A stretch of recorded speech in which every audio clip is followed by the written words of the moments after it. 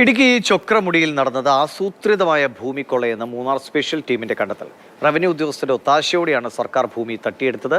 ഉദ്യോഗസ്ഥർക്കും കയ്യേറ്റക്കാർക്കുമെതിരെ criminal നടപടിയെടുക്കണമെന്നാണ് SIT report. ചൊക്രമുടിയിലെ ഭൂമി കയ്യേറ്റം അന്വേഷിച്ച IG K സേതുരാമന്റെ നേതൃത്വത്തിലുള്ള സംഘം കണ്ടെത്തിയത് ഞെട്ടിക്കുന്ന വിവരങ്ങളാണ്. സർക്കാരിന്റെ 25 ഏക്കറോളം വരുന്ന പാറപ്പുറമ്പോക്കാണ് സ്വകാര്യ വ്യക്തികൾ തട്ടിയെടുത്തത്. 1965-70 കാലഘട്ടത്തിൽ അനുവദിക്കപ്പെട്ട പട്ടയരേഖ ഉപയോഗിച്ചാണ് വലിയ ഭൂമി തട്ടിപ്പ് നടത്തിയത്. ഈ പട്ടയവുമായി സർക്കാരിനെ സമീപിച്ച് ഭൂമി അളന്നെടുക്കുകയായിരുന്നു.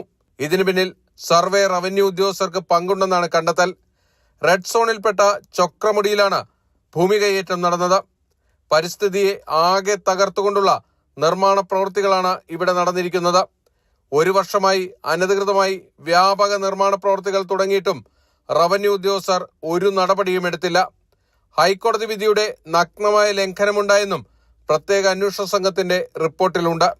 ഇടുക്കി ജില്ലയിൽ തന്നെ മറ്റെവിടെയോ നൽകിയ ഒരു പട്ടയത്തിന്റെ പേരിൽ സർക്കാർ സംവിധാനങ്ങളെ തന്നെ ഉപയോഗപ്പെടുത്തിക്കൊണ്ട് സർക്കാരിന്റെ പുറംപോക്ക് ഭൂമി കൈവശപ്പെടുത്തിയ വളരെ ആസൂത്രിതമായ ഒരു കുറ്റകൃത്യമാണ് ഈ റിപ്പോർട്ടിലൂടെ പുറത്തേക്ക് വരുന്നത്.